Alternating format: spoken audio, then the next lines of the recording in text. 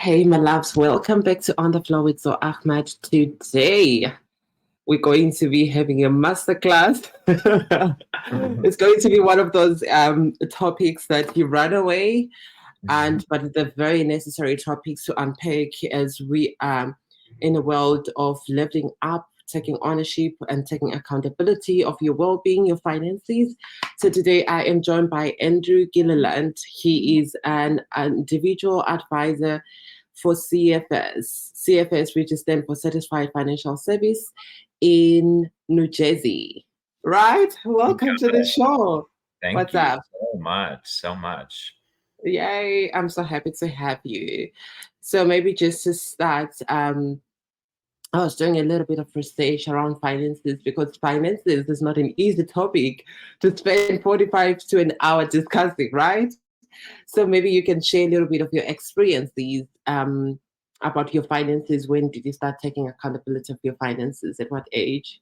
Yeah, absolutely. So I was really fortunate. I grew up in a house where my dad was in the financial industry, and so my dad was very financially responsible.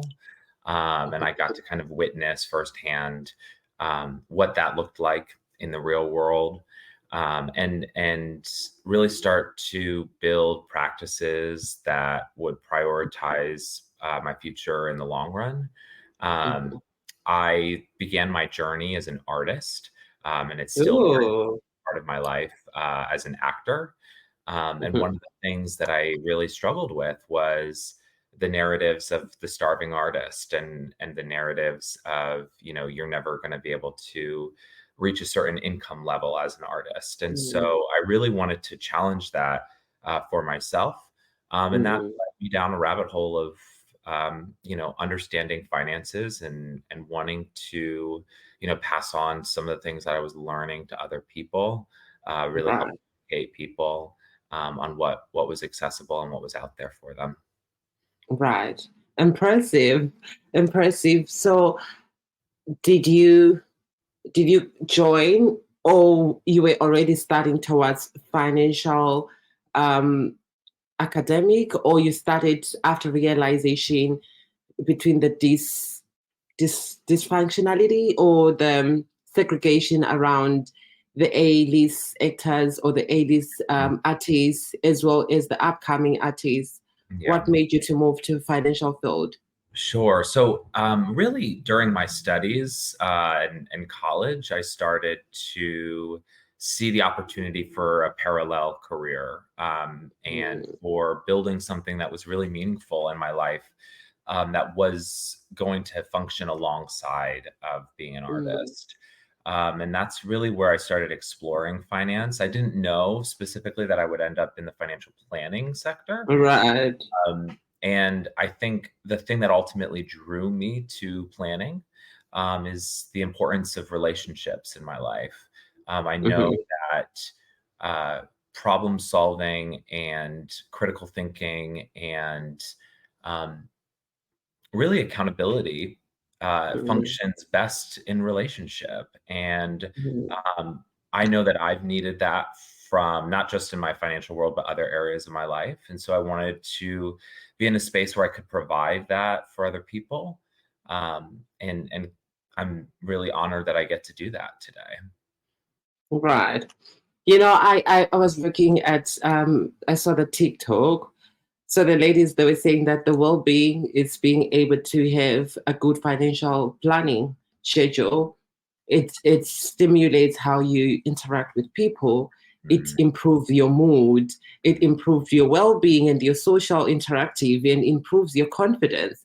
So I never looked at finances in that perspective, and which is why you joined planning and within the financial sector. I've been following your journey for some time since we started interacting. And when we started interactive, you were talking about redefining wealth. I remember we had a call introducing me to the program.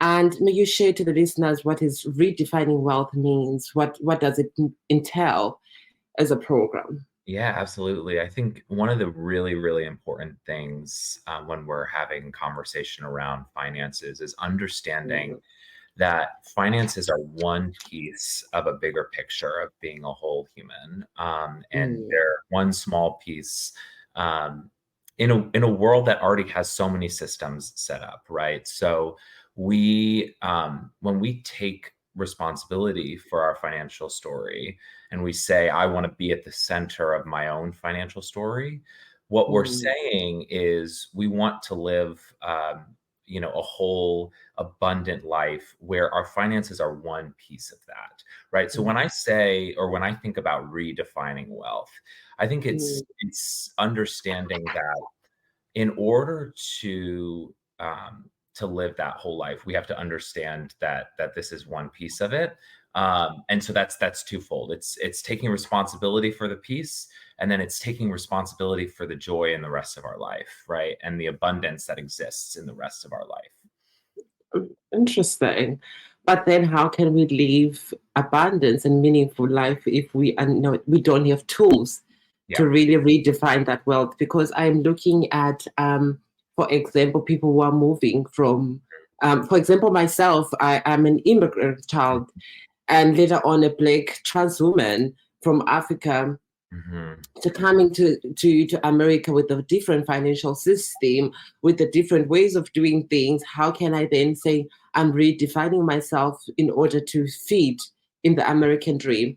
Absolutely. Absolutely. So I think one of the things that's really important is understanding that, understanding, first of all, who these systems were Mm, built to serve, right? So it's important that we name that the systems were built to serve, cis, hetero, white men, right? mm, These systems, the financial sector is layered and complex and mm. is um, it has a long history of serving really problematic endeavors. And so Right. what we have to be able to do is kind of hold two hands out and say, on the one hand, there are a lot of issues here, and there are a lot of things that we need to continue to work through and to Hmm. repair, right?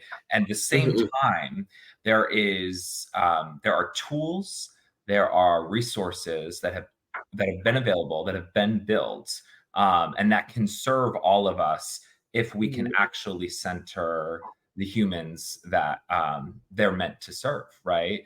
If we can actually like look to the humans that they're meant to serve and say, is this what's best for you? An example is like around ethical investing, right? So I talk a lot with clients about ethical investing. And that's really just about saying, am I aligned with the choices that I'm making in my investment portfolio? Do I feel comfortable with the companies that are being invested in? And that's where you start to really mirror, are the tools that I'm using in my financial life serving the human that I am, right? And really Right. being able to be granular and specific about that. But I think there is a tremendous amount that we can do as individuals, regardless of our background, and to really set ourselves up for a strong foundation financially. Right. So I like that because you're highlighting the common financial behaviors. And I remember when we started, you were introducing me to the program. I asked a very crucial question, that what are some of the behavior that I need to change? And later on, I understand that finances are emotions, right? If Mhm. I have bad habits, I cannot save, I cannot plan. But Mhm. how can I then change my appetite when it comes to money, when it comes to saving, when it comes to investment? May you share a little bit more to align your values and your appetite with the financial decisions? Yeah, absolutely. I think ultimately, we have to decide what kind of people we want to be, which is a bigger question than just our finances, right? Again, our finances are one piece of that. But if I decide that I'm going to be the kind of person who, looks to my future with hope and looks to my Hmm. future with a sense of peace and a sense of joy, I have to ask myself, like, what practices can I put in place today?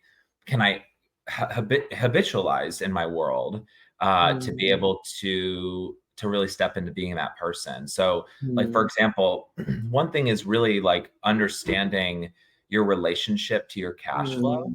mm. Yeah. Really, on the most granular level, understanding how money is moving through your world. Mm. Now, some people might hear that and think, okay, he wants us to budget. And it's not that simple, right? It's not necessarily Right. that you have to budget, right? It's Mhm. it's building awareness, right? It's building Yes. an understanding that, okay, I am receiving money in my world, and that money Mm, is passing through my life, and it's going to various places. And how do I feel as it's going to those different places? Do I like that? And some of those things are out of necessity. And ultimately, when we start to build that awareness, that's, I think, where we can build a more intimate relationship with our finances, mm, and a relationship that doesn't feel as daunting, mm. um, because ultimately that is the area of our world, of our financial world, that we are in control of. Yeah, I think earlier on you were speaking around cis heteronormative Mhm, within the wide context around the financial world. mhm, So you look at how history or the country's history that women they were able to have their only credit accounts in late 90s in some states, right? mhm, And then but men they this access to financial world, and you look at how men initially they are born more intimate traditionally with their finances because how that's how the system is designed. mhm, And you look at how women and the conversation around women's movement towards financial progression is still uprooting, which is something common, right? It's something that is now we're starting to embrace and introducing the language around financial planning as women. Um, Embracing financial diversity among queer communities, and which means the queer community is still at a disadvantage around financial conversation, which is something that is still scarce. Even mhm. you look at people that have been worked and they still have resources, they don't have this because of poor financial planning. And I like that in one of your component, in one of the program, you have a sector that you're focusing around queer individuals or queer companies in making sure that they are nourished with resources, they're equipped with tools and resources to be able to enrich and change their life when it comes to financial planning. What are some of the processes and procedures that you have in place Yeah. in detail? Absolutely. So really, when I'm working with my queer clients, the conversation is really meant to, again, help queer folks feel at the center of their financial story. So Mm, understanding, as we have a conversation that in many ways might look very similar to what I might have with the cis hetero client, um, right. understand what are the specific areas where, as a collective, we see problems arise in our financial world for queer folks. Mm, And then also places where you as an individual can really feel empowered in your journey. When right. I think about my own journey of coming out and kind of stepping into my own, I recognize that there were so many periods of shame. There were so many periods of feeling really lost, uh, Mm, of wanting to having behaviors that really were geared on kind of running away from my mm, harder emotions. And I think what can be really powerful, if mm, we're in the space to step into it, as queer folks, is we can really kind of address some of those things in a practical way head on, right? For a lot of folks, that shame can show up in our money conversations, right? How we think mm. about money. I think about, I had a fear that I was going to be kicked out of my house when I was a kid. And so how does that impact how I think about money? Does that make me think of money as a scarce resource, or as something that Mm, to like hold tightly to? And how does that impact my relationship with money? And I think, while it's everybody has their own story, right? And everybody has their Right, own yes. journey. And this is certainly, obviously, it's not therapy, right? But in Mm, a lot of ways, I think we can just practically address how some of these kind of learned behaviors show up in different areas of our life. mm, And to be able to have that conversation with other queer folks who are interested in listening and interested in learning your experience, I think is really important. So that's, I think, a really big part of our conversation. The other thing is just addressing, again, like sort of like I said already, addressing phenomenons that are really specific for the queer community. So, like, mm. one example is statistically, queer folks Yes. are much more likely to retire in places where their cash flow or their requirements to live from a financial perspective may be up about 40%. So what you Mm, see is a lot of folks in cis hetero spaces kind of move from more urban environments during their working years. Again, this is kind of a generalization, but move from that urban environment in their working years to a more suburban environment as they mm, get older and as they get closer to retirement.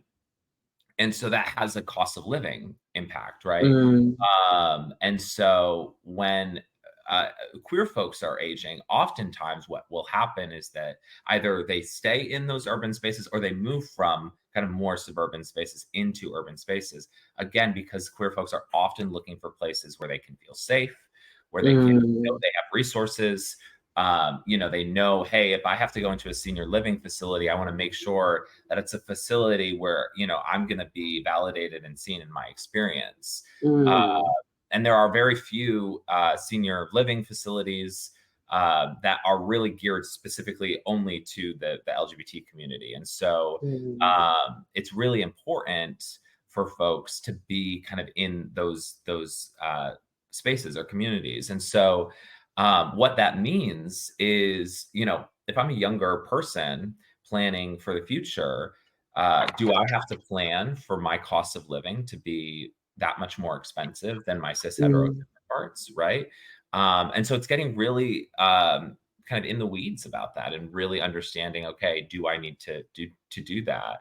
Another thing is around like family planning, right? So a lot mm, of times, I'll work with clients who are in their late 20s, early 30s, who are maybe single or dating, and aren't thinking about whether or not they want a family. And mm, maybe don't have an answer to that question yet, right?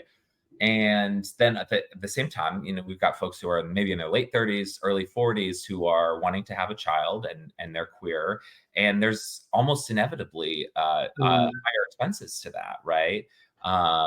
Just because of the experience that's needed for that family planning, Right. whether it's adoption or surrogacy, what have you. And so preparing people for the different choices that they might have to make in their life, right? And Mm, kind of saying, okay, you may not know what you'll want at this stage in life yet, but let's prepare you um, for the possibility that there are things that you will want throughout your life, which again, we all, regardless of how we identify, go through seasons of life. mm. We want different things. And so being able to prepare for those different seasons, I think, is really important. Right. Interesting. They say preparation is more important than the presentation. So, guys, we are still conversing with Andrew Gilliland, sorry. Yep, you got it. And yes, you can write to Andrew or you can give him a call at 201-843-7700. So we are talking about redefining your wealth. You can redefine your wealth, either you LGBTI or heterosexual. When it comes to finances, it's emotion, it's movement, right? So we're talking about how we can create a movement where we are able to celebrate our resources in the long run. It might be 10 years from now, it might be a month from now, but we can start by having a conversation that are meaningful and changing lives. So Andrew, you were talking about queer joy and queer investment. What some of the investment that queer folks can tap into? in a critical terms, because I was listening to this one of the podcasts. Usually when it comes to investment, it's a heterosexual or heteronormative conversation, and we as queer folks, we turn away to when we turn away or we draw back to conversation around investment. What some of the investment tips that you can share with our queer listeners? Sure. Yeah. I would say, one of the biggest things is whoever you're working with on your investments, really get an understanding if ethical investing, if investing in that which is environmentally sustainable, socially sustainable, or that has a really strong internal governance of a company, is important to you. Like, these are options that are available to you, and these are conversations that are being had. One of the things that I think really could benefit folks is being able to speak to an advisor who works with multiple money managers, or who has what's called open architecture. What that means is that advisor is able to really help you really understand, okay, what is the offering of each of these money managers, right? There might be a company like BlackRock, which has the largest holdings in the world, and the largest money manager in the world, excuse me, and they will have, they have an enormous ESG space within their company, and there may be people who really align with the fact that they're the largest money manager in the world and they have those ethical investment options, and there may be people who say, yeah, but are they making other choices in other spaces that I don't align with, right? Right. And that has to be an individual decision with each person, right? And so I think it's really important that you have the opportunity to talk to an advisor who can walk you through, hey, what is Fidelity doing here? What is Vanguard doing here? What is State Street, or again, BlackRock doing here? And really being able to dive in and say, okay, what are each of these money managers doing in the ethical investing space? I love that about the architectural, urban architectural or financial advisor. But the question is around accessibility of these services, knowing that the queer community, most of them, they are not employed, or even if they're employed, the minimum wage is quite lower than the general population, I should say.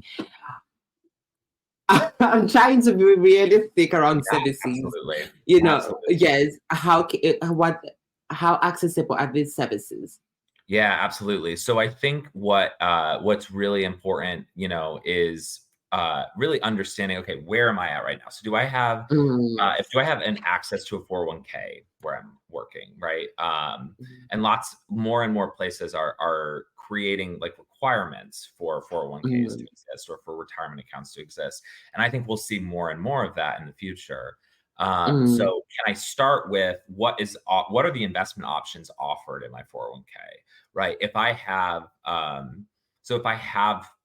things in place now like that, what's available. If I'm wanting to open up, a retirement account for myself, or an investment account for myself, you can start by, going to some of these, managers directly. You can start by having a conversation with an advisor like myself. Yes. Is this kind of relationship good for where I'm at right now? Right.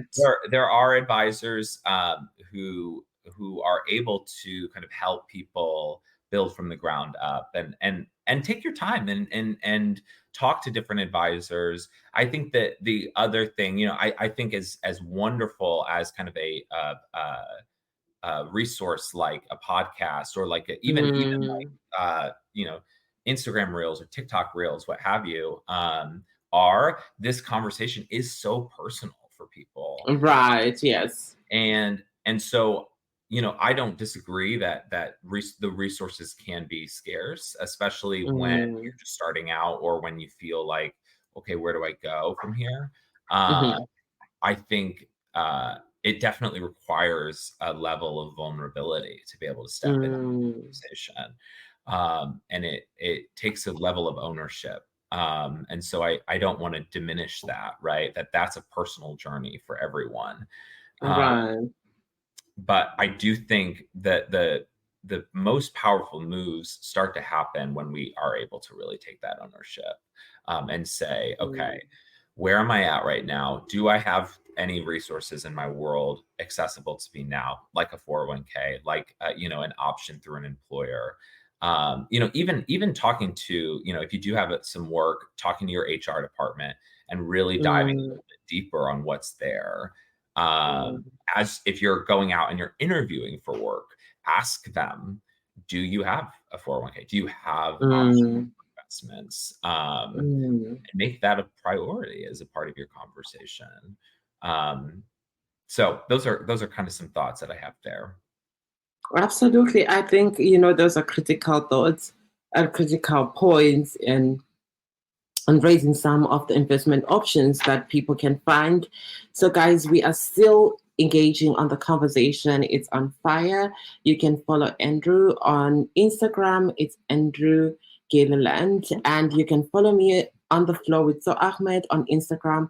And you can follow us on Spotify as well as on YouTube. And you can follow me personal, baby. It's Glam Time. My name is So Ahmed. You spell it as DZOE. Ahmed. That's my name. What's up? We are keeping up with the conversation redefining wealth, which is a critical conversation to have in 2024. This year, we are leveling up in our mental well-being, in our finances, and our well-being and our surrounding. It's the year of investment. So, Andrew, earlier on, you spoke around the number of percentage. You said 40 to 41% of LGBTI people, they are unable to buy their first home, right? Due to either debt or inaccessibility of finances or work in general, right? So, and you've given us some of the options that people can tap in either when they are seeking for interviews or they are seeking for jobs, some of critical points around raising, even asking the HR what's available. It's some of the things that we don't ask. Personally, I haven't, but I'm learning. So, which is a critical point around negotiating your worth in the field of service offering, right? So, I just want you to tell me more about. I did the mic. Oh my God, you've been talking so much. So, may you tell me about the difference between family finances and individual finances? What are some of the gaps or some of the similarities when you engaging with clients? Sure. Yeah. So ultimately, really, what's happening when you're talking about family planning is you're just increasing the complexity of the planning, right? Yeah. I would say that on a foundational level, much of what's needed for family planning can be done on the individual level. Again, this goes back to, I think, a point that I brought up earlier, which is we don't know how our life is going to turn out, right? We don't know what our next steps are going to be. We don't know, the people that are going to be important to us. Even if we're in a place right now where things are really, really steady, we don't know what the future will bring. And so I think one of the things that I prioritize, even with individual clients is doing all that we can to make sure that in the event that I do find a partner or I do find a situation where I am wanting to kind of create a world that is going to be this family, whether it's a kind of a traditional family, a chosen family, what have you. Ultimately, we want to make sure that you're prepared to be able to make those choices, right? And that you feel that when those choices come into your life, that they feel like opportunities, right? They feel like possibilities rather than times of, oh my goodness, I didn't know this was coming. I didn't know this could be possible. Now I'm terrified, right? Again, going back to just to kind of, again, bring it back to kind of the deeper conversation. I think for queer folks, especially when we weren't raised seeing our experiences in the world, like Mm, in the future can be incredibly challenging. Like, imagining right. ourselves in the future can be incredibly challenging. I was just, writing about this recently, but thinking about retirement when you don't see anybody in your experience living in It's, retirement is yes. is such a challenge, right? It requires Yeah. such a profound amount of visualization. And I think Mm, about, like, I love Viola Davis, and she talks all the time about how mm, important visibility, is to her, and mm, the fact that every role that she takes on, um, she knows that little Black girls are seeing her and seeing what is possible in a way that she couldn't mm, see, right? We have right. we have to be able to do that throughout our lives in all kinds of ways. And I think, Mm, thinking about our future, whether it's, having a family or retiring one day, it mm, all requires that same amount of uh, audacity, honestly, and right. hope. And so, um, the I think the what I would go back to, and just saying, naming the differences between individual planning and family planning. Again, family planning is just bringing up a level of complexity. There may be things that are more urgent to take care of, when it comes to family planning, because your economic impact is going to be more immediate, right? However, in as an individual, our economic impact is likely bigger than we know. Mm, Maybe we have, parents or siblings whose economic realities we also need to take into account, even if we're, individuals planning. And again, just one other thing I would iterate is that, I think it's really important in the redefining wealth conversation to mm, recognize that when I talk to my clients about building wealth, what I'm talking about is sustaining your economic impact, right? We have this idea sometimes that it's just about, like, getting rich and hoarding this money. And I do think that there's power in building wealth, but I think the way that we can frame it is so important. So if we can see it mm, as, hey, I'm building a situation so that I can sustain my economic impact throughout my life, whether I'm mm, single now, whether I have a family in the future, whether I'm working, whether I'm retired, whether, I want to take a sabbatical, mm. what have you. Being able to sustain that impact, I think, is what's really, really a key pivotal point in redefining wealth. I'll call that a generational blessing because maybe we're coming from poverty where, like when you look at money, you look at economic sustainability impact, you're looking at a generational blessing. And that's the one of the things that I'm working towards to be able to change, um, the case, to be able to change the narrative within my lineage, the narrative within my family. How then do you create a generational blessing Mhm, through having economical sustainable mhm, impact and or strategies that can be sustain me in the longer term? Like these are conversations that we mostly have around Black communities or among African communities. And you spoke about the power of visibility. The power of visibility creates hope, it creates peace, it creates joy.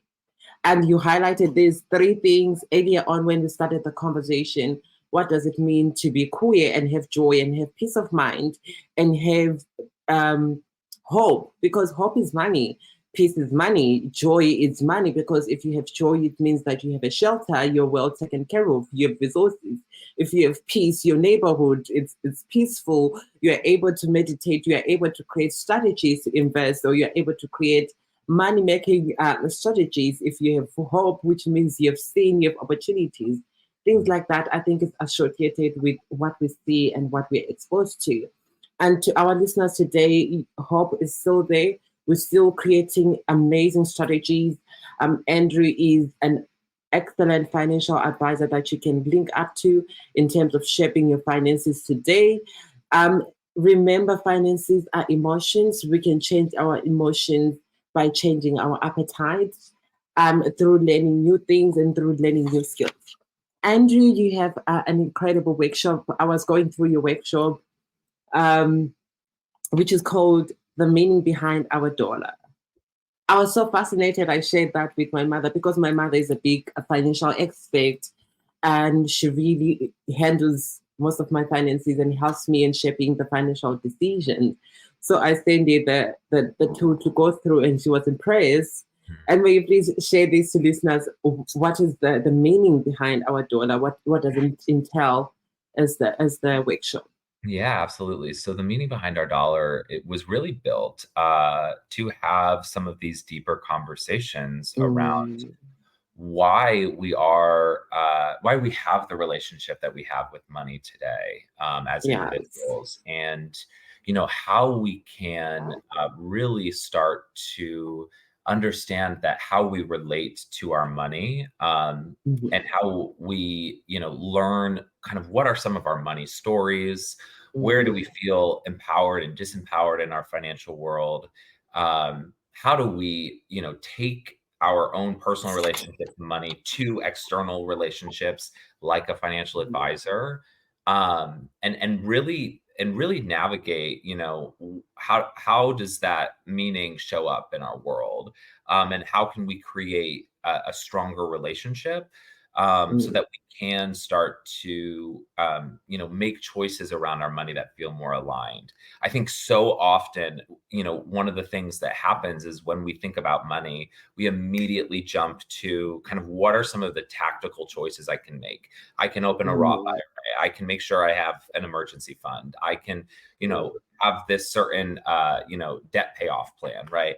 All of these things are tactical decisions, right? mhm, That don't necessarily address kind of the deeper strategies that we have for our financial world, where we're making choices as kind of a more aligned version of ourselves, if you will, and mhm, a more integrated version of ourselves that understands the emotional aspects of our money, that understands the logistical aspects of our money, and takes all of that into tandem. So that's really where the meaning behind our dollar was built, was out of an understanding mhm, that like the human beings who are interacting with their money are just that, mhm, they're human beings with like deep desires and deep drives and deep longings for their lives, and our money is a part of that, and so it's essential that we understand, again, back to the thing that I said originally, money is one piece of our world. mhm, It's not our whole world. And we owe it to ourselves to understand that we have a responsibility to that one piece, and we have a mhm. responsibility to the rest of our world. Um, so hopefully that answers that question. Absolutely, it does. So we are getting more intimate in this workshop, right? Yeah. When we Okay, so it's a more intimate relationship between you and dollar. Hmm. Okay, me and money. When Hmm. I'm saying dollar, it sounds funny, but it's Uh, so cute. But what's some of the what's included in the workshop? What are the modules in detail? Yep, yep. So we go through kind of 6 different modules. Again, one of the first things is we're understanding, okay, what is our money story? Um, you know, what what stories do we have about money? And we walk through just different experiences that you can have with money Mm, when you're, getting a paycheck, or when you're going to the store, or when you're talking to your parents about money, or a loved one about money, right? What are the different things that come up for you? And really diving deep into how we can kind of shift some of that thinking. One of the things that we talk about is a little bit of what I was talking about earlier, which is how can we learn to project our own lives into the future? How can we see ourselves in the future? I think that is something that is really challenging. Again, especially for queer folks, how can we yes. tolerate the fact that you know we will be here, to enjoy these resources one day. Mm, We will be here to see the benefits of the choices that we make today. mm, And so, again, understanding kind of that, how to build more of that long term vision, with our money, I think is really important.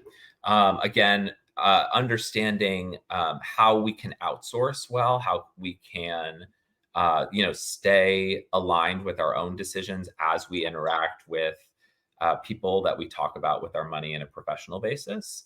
We talk about how we can make sure we're more aligned with our investing decisions, and also our decisions around where we spend our money, where we use our money.